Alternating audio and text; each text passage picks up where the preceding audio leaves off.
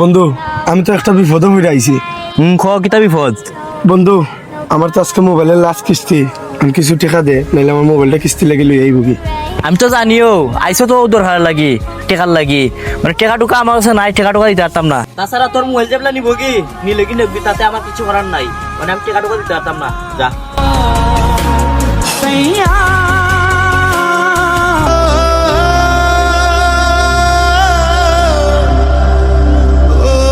কিদারে তুই না গেলি তোর বড় লোক বন্ধুর কাছে, তুই আবার আমার খান্দা তাইছো সানে। তোর তো কইছিলাম আর বন্ধু ওলা ওলা কাহিনী কইলা, তারেও গিয়েও কইলাম, ইতারে কোয়ার পরে ইতার আমারে অপমান কইরা দিছে।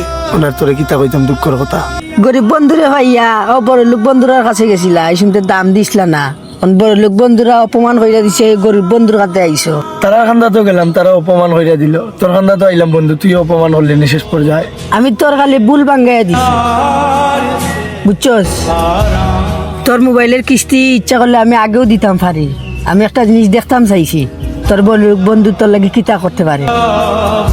দিন শেষে তোর গরিব বন্ধুর কাছে আমার খান্দা তো আইছো। আরে বন্ধু আমি আমার ভুল বুঝতে পারছি, মানুষের টাকা পয়সা হইলে মানুষের অহংকার বাড়ি যায়।